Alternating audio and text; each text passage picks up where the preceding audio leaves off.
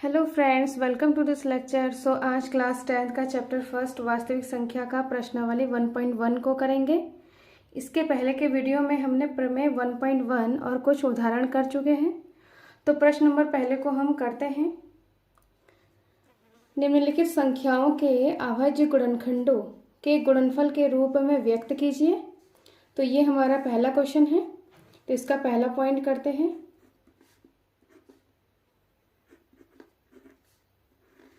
तो इसका अभाज्य गुणनखंड करना है हमें। तो पहले 2 से करेंगे। 2 सत्ते 14 0, फिर 2 से करेंगे। 2 तिया 6, 2 पंजे 10, फिर 7 से करेंगे। 7 पंजे 35, 5 एकम 5। अब इसको गुणनफल के रूप में लिखते हैं। 2 गुणा 2 गुणा 7 गुणा 5। 2 कितने बार है? 2 बार है। तो इसको इस प्रकार से लिख सकते हैं। 2 की घात 2 गुणा 7 की घात 1 गुणा 5 की घात 1। ये इसका आंसर है। इस प्रकार से हम सेकंड पॉइंट को करते हैं। 156।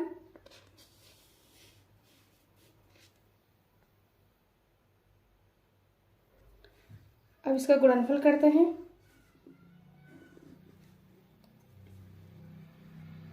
पहले 2 से करेंगे। 2 सत्ते 14, 2 अट्ठे 16, 2 तिया 6, 2 नम 18। अब 3 से करेंगे। 3 एकम 3, 3 तिया 9। अब 13 एकम 13। अब गुणनफल के रूप में लिखते हैं। 2 गुणा 3 गुणा 13। तो इसको हम इस प्रकार से लिख सकते हैं। 2 2 बार है तो 2 की घात 2 गुणा 3 एक बार है गुणा 13 की घात 1। तो ये इसका फाइनल आंसर है। अब थर्ड पॉइंट को करते हैं।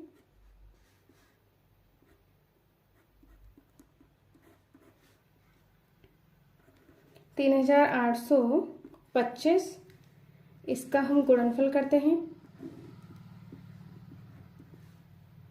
5 सत्ते 35, 5 छंग 23, 5 बजे 25। फिर 5 से करेंगे। 5 एकम 5, 5 बजे 25, 5 तिया 15। फिर 3 से करेंगे। 3 पंजे 15, 3 एकम 3। फिर 3 से करेंगे। 3 एकम 3, 3 सत्ते 21। अब 17 एकम 17। गुणनफल के रूप में लिखते हैं इसे। 5 गुणा 5 गुणा 3 गुणा 3 गुणा 17। 5 2 बार है तो 5 की घात 2। 3 2 बार है 5 की घात 3 गुणा 17 की घात 1। ये इसका आंसर है। पॉइंट नंबर 4 को करते हैं। 5005। इसका क्या करना है? अभाज्य गुणनखंड करना है। 5 एकम 5 0 0, 5 एकम 5। अब इसको 7 से करेंगे। 7 एकम 7, 7 चक्को 28, 7 तिया 21। अब 11 से करेंगे। 11 एकम 11, 11 तिया 33। अब 13 से करेंगे। 13 एकम 13। अब गुणनफल के रूप में लिखते हैं इसे। 5 गुणा 7 गुणा 11 गुणा 13। 5 एक बार है तो इसकी घात 1। 7 एक बार है, 13 एक बार है, तो इनके घात क्या होगा? 1 होगा। ये इसका फाइनल आंसर है। अब हम 5 पॉइंट करते हैं।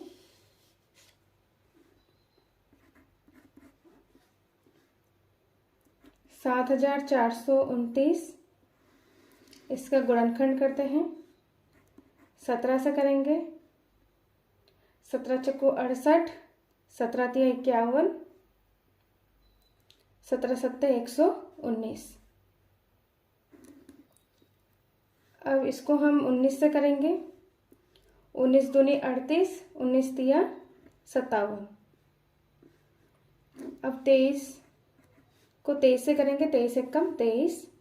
अब गुणनफल के रूप में लिखते हैं इसे। 17 एक बार है तो 17 की घात 1। 19 एक बार है, 19 की घात 1। 23 एक बार है तो 23 की घात 1। ये क्या है? इसका फाइनल आंसर है। नेक्स्ट हम प्रश्न नंबर 2 को करते हैं।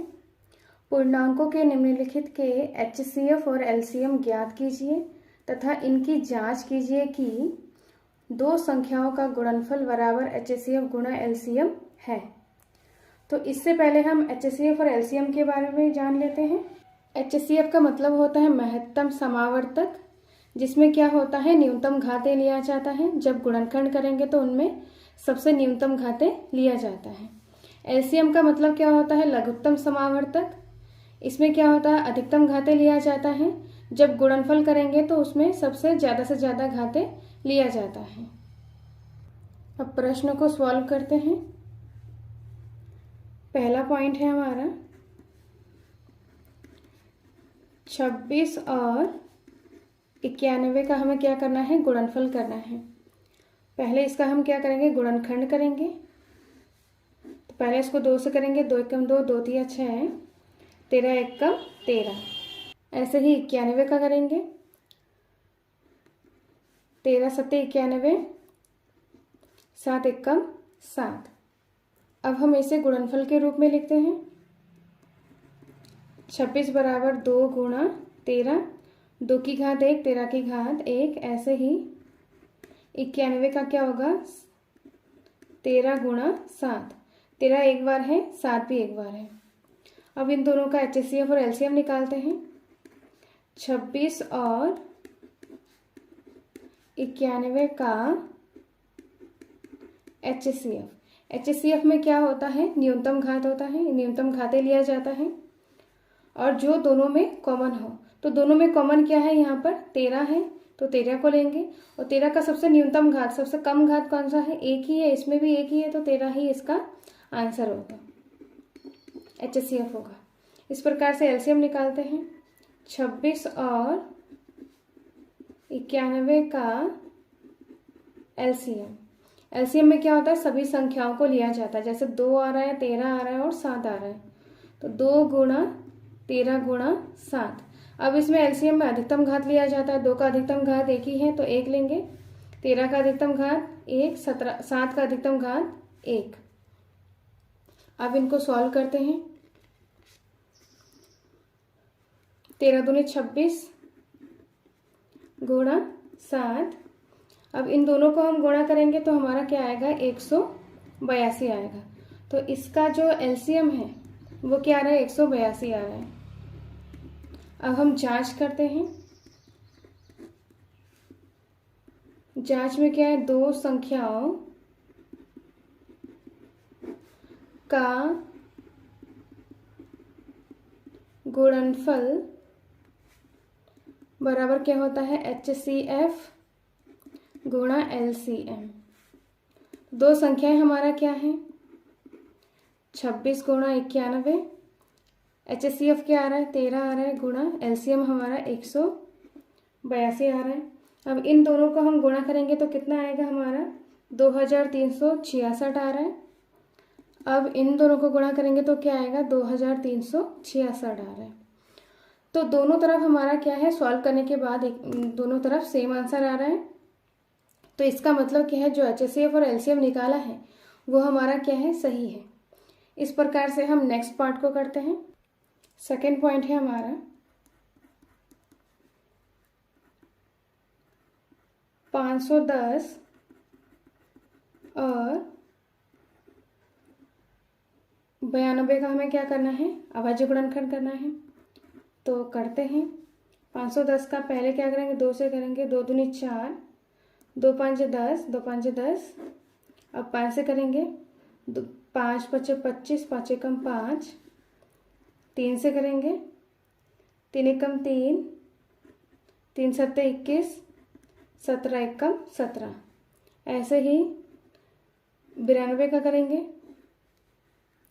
2 से करेंगे, 2 चक्कू 8, 2 छंग 12, 2 दूनी 4, 2 तिया 6, 23 एकम 23। अब गुणनफल के रूप में लिखते हैं 2 गुणा 5 गुणा 3 गुणा 17। ऐसे ही 92 का करेंगे 2 गुणा 2 गुणा 23। तो यहाँ पे 2 कितनी बार है 2 की घात 2 गुणा 23। अब इसको आगे सॉल्व करते हैं।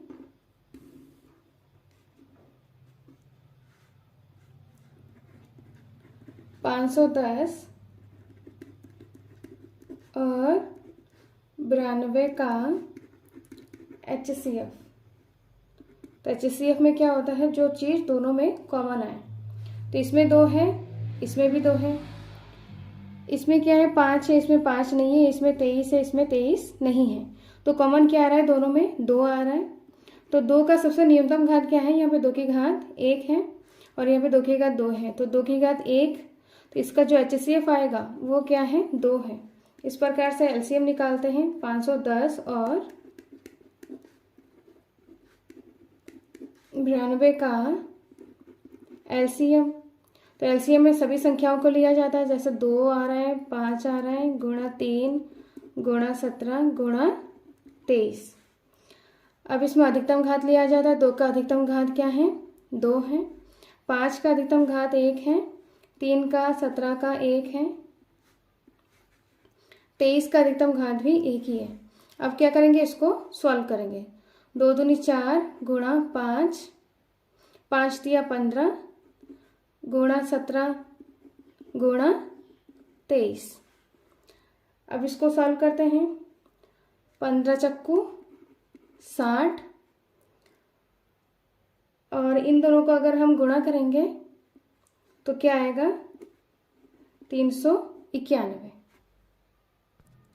अब इसको सॉल्व करते हैं। तो इन दोनों को अगर हम गुणा करेंगे तो हमारा कितना आएगा, 23,460।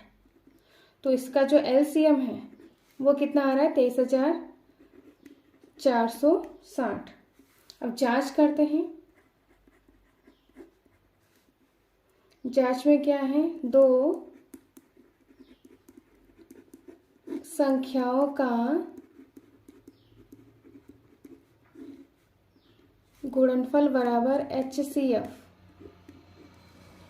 गुणा LCM। 2 संख्या हमारा क्या है, 510 गुणा 92।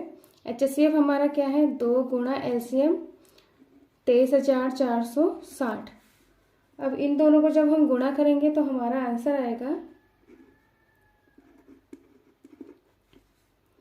46,920। ऐसे ही हम इन दोनों को गुणा करेंगे तो क्या आएगा, 46,920। तो दोनों तरफ हमारा क्या है, सेम ही आंसर है, इक्वल आ रहा है। इसका मतलब जो LCM और HCF निकाला है वो क्या है, हमारा सही है। इस प्रकार से थर्ड पॉइंट को करते हैं। थर्ड पॉइंट है हमारा 336 और 54 का हमें क्या करना है, अभाज्य गुणनखंड करना है। 336 का करते हैं, 2 से करेंगे पहले। 2 एकम 2, 2 छंग 12, 2 अट्ठे 16। फिर 2 से करेंगे, 2 अट्ठे 16, 2 चक्कू 8। फिर 2 से करेंगे, 2 चक्कू 8, 2 दूनी 4। फिर 2 से करेंगे, 2 दूनी 4, 2 एकम 2, 3 सत्ते 21, 7 एकम 7। ऐसे ही 54 का करेंगे। 2 दूनी 4, 2 सत्ते 14, 3 सत्ते 21, सॉरी 3 नम 27, 3 तिया 9, 3 एकम 3। गुणनफल के रूप में लिखते हैं 2 गुणा 2 गुणा 2 गुणा 2, 1 2 3 4 बार आ रहा है, गुणा 3 गुणा 7। इसको हम इस प्रकार से लिखते हैं 2 की घात 4, क्योंकि 2 4 बार आ रहा है, 2 की घात 4 गुणा 3 की घात 1 गुणा 7 की घात 1। इस प्रकार से 54 का हमें गुणनफल करना है, गुणनखंड करना है। 2 गुणा 3 गुणा 3 गुणा 3। तो इसको हम इस प्रकार से लिखेंगे 2 की घात 1 गुणा 3 की घात कितना है, 3 है, 3 की घात 3। अब इसका HCF और LCM निकालते हैं। 36 तथा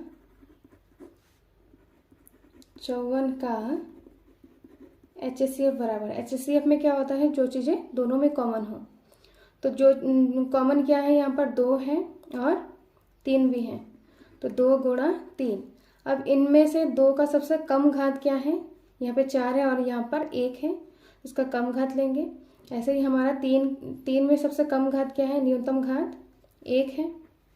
तो इसको सॉल्व करेंगे, 2 तिया 6, तो इसका जो HCF है वो क्या है, 6 है। इस प्रकार से एलसीएम निकालते हैं। 336 तथा 54 का एलसीएम में सभी संख्याएं लिया जाता है। 2 गुणा 3 गुणा 7, 2 3 और 7 है। तो 2 का सबसे अधिकतम घात क्या होगा, 4 है। इस एलसीएम में अधिकतम घात लिया जाता है। 2 का अधिकतम घात 4 है, 3 का अधिकतम घात 3 है, 7 का अधिकतम घात 1 है। अब क्या करेंगे, इसको सॉल्व करेंगे। 2 की घात 4 का मतलब 2 दूनी 4 दूनी 8 दूनी 16, 3 तिया 9 तिया 27 गुणा 7। इसको गुणा करते हैं, इन दोनों को गुणा करेंगे तो क्या आएगा, 189। अब इन दोनों को गुणा करेंगे तो क्या आएगा, 324। तो इसका जो एलसीएम है वो क्या आ रहा है, 324 आ रहा है। अब जांच करते हैं। जांच में क्या है, 2 संख्याओं का गुणनफल बराबर HCF गुणा LCM। 2 संख्या क्या है हमारा, 336 गुणा 54, HCF हमारा क्या है, 6 गुणा LCM 324। इन दोनों संख्याओं को गुणा करते हैं। तो इन दोनों संख्याओं को गुणा करेंगे तो क्या आएगा हमारा, 18,144। अब इन दोनों संख्याओं को गुणा करेंगे तो 18,144 आ रहा है। तो दोनों तरफ क्या है हमारा, सेम है। दोनों तरफ जो वैल्यू है वो समान आ रहा है। तो इसका मतलब जो HCF और LCM निकाला है वो क्या है हमारा, सही है। इन प्रश्नों को सॉल्व करने के लिए जो जांच का जो फॉर्मूला है, 2 संख्याओं का गुणनफल बराबर HCF गुणा LCM है, तो ये फॉर्मूला सिर्फ 2 संख्याओं के लिए ही सही है, 3 संख्याओं के लिए ये सही नहीं है। इस प्रकार हम नेक्स्ट क्वेश्चन को करते हैं। प्रश्न नंबर 3 इस प्रकार से है, अभाज्य गुणनखंड विधि द्वारा निम्नलिखित पूर्णांकों के HCF और LCM ज्ञात कीजिए। तो पहला पॉइंट हमारा क्या है, 12, 15 और 21 का क्या करना है, अभाज्य गुणनखंड करना है। फिर इसका LCM और HCF ज्ञात करना है। तो 12 का करते हैं, 2 छंग 12, 3 दूनी 6, 2 एकम 2। ऐसे ही 15 का करते हैं, 3 पंजे 15, 5 एकम 5। ऐसे ही 21 का करेंगे, 3 सत्ते 21, 7 एकम 7। अब गुणनफल के रूप में लिखते हैं, 12 को लिखते हैं, 12 बराबर 2 गुणा 3 गुणा 2। तो 12, 2 यहाँ पर 2 बार आ रहा है तो 2 की घात 2 गुणा 3। ऐसे ही 15 को लिखेंगे, 3 गुणा 5, तो इसका अधिकतम घात 1 ही है।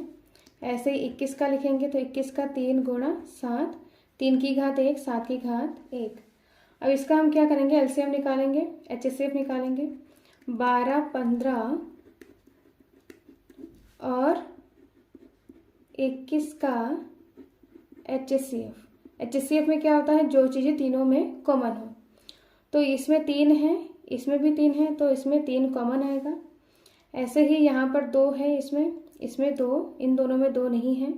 इसमें 5 है, इन दोनों में 5 नहीं है। इसमें 7 है, इनमें 7 नहीं है। तो इसका जो HCF होगा वो क्या होगा, 3 होगा।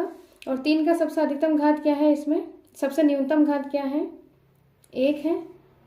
तो इसका जो HCF होगा वो 3 होगा। इस प्रकार से LCM निकालते हैं, 12, 15 और 21 का LCM। तो LCM में क्या होता है, सभी चीज़ें लिया जाता है इसमें, जैसे 2 गुणा 3 गुणा 5 गुणा 7। 2 है, 3 है, 5 है, 7 है। इसमें अधिकतम घात लिया जाता है। 2 का अधिकतम घात क्या है? 2 है। 5 का अधिकतम घात 1 है। 3 का अधिकतम घात 1। 7 का अधिकतम घात 1।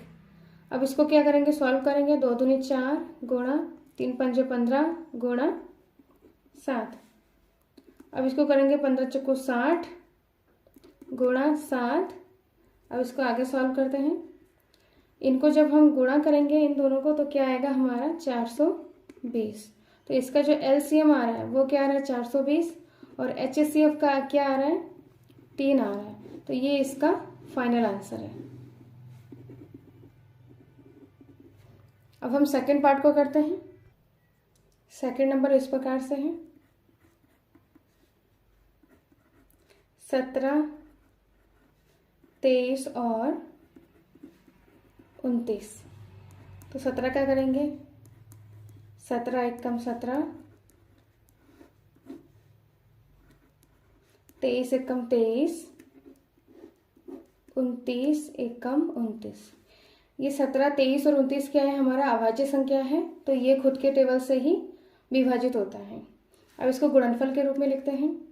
17 बराबर 17 गुणा 1, 23 का 23 गुणा 1, 29 का 29 गुणा 1।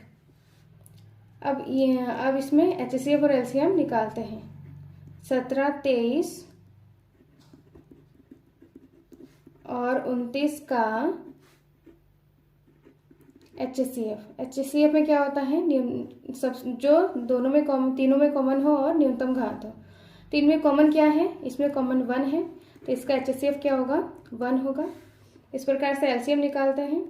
17, 23 और 29 का एलसीएम। एलसीएम में क्या होता है? सभी संख्याओं को लिया जाता है। इसमें 17 है गुणा 23 है गुणा 29 है गुणा 1 है। तो 1 से गुणा करेंगे वही चीज़ आ जाएंगी।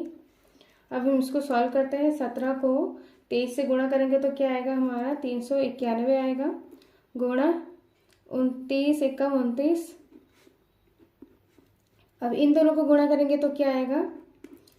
11,339।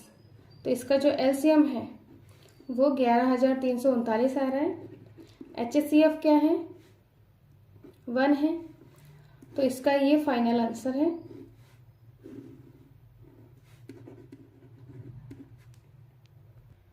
नेक्स्ट हमारा थर्ड पॉइंट है। थर्ड पॉइंट इस प्रकार से है 8, 9 और 25 का अभाज्य गुणनखंड करेंगे। 8 का करेंगे 2 चक्कू 8, 2 दूनी 4, 2 एकम 2। ऐसे ही 9 का करेंगे 3 तिया 9, 3 एकम 3। 25 का करेंगे 5 बजे 25, 5 एकम 5। गुणनफल के रूप में लिखते हैं। 8 बराबर 2 गुणा 2 गुणा 2, 2 3 बार है तो 2 गुणा 1। अब यहाँ पर 2 3 बार है तो 2 की घात 3 गुणा 1। ऐसे ही 9 का करेंगे 3 गुणा 3 गुणा 1। तो 3 की घात क्या है? 2 है गुणा 1। ऐसे ही हम 25 का करेंगे। 25 का क्या है? 5 गुणा 5। तो यहाँ पे 5 की घात क्या है? 2 गुणा 1। अब इसका एलसीएम और एचसीएफ निकालते हैं। 8, 9 तथा 25 का एचसीएफ में क्या होता है? जो चीज़ें कॉमन आती हैं। तो कॉमन क्या है इसमें? तीनों में कॉमन क्या है? 1 है। और 1 का अधिकतम घात मतलब वही 1 ही है। तो इसका एचसीएफ क्या है? 1। ऐसे ही एलसीएम निकालते हैं।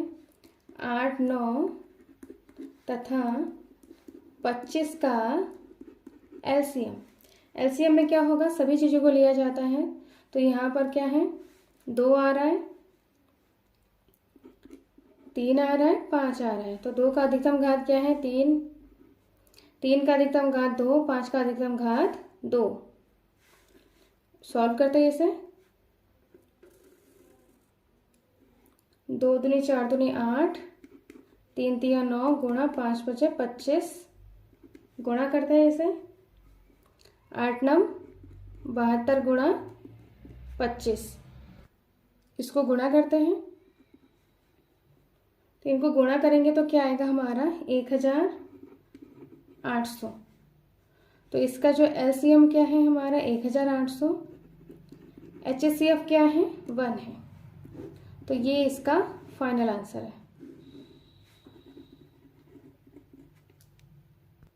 आगे के क्वेश्चन के लिए हम नेक्स्ट वीडियो में देखेंगे। वीडियो अच्छा लगे तो लाइक शेयर एंड सब्सक्राइब करें। वीडियो देखने के लिए धन्यवाद।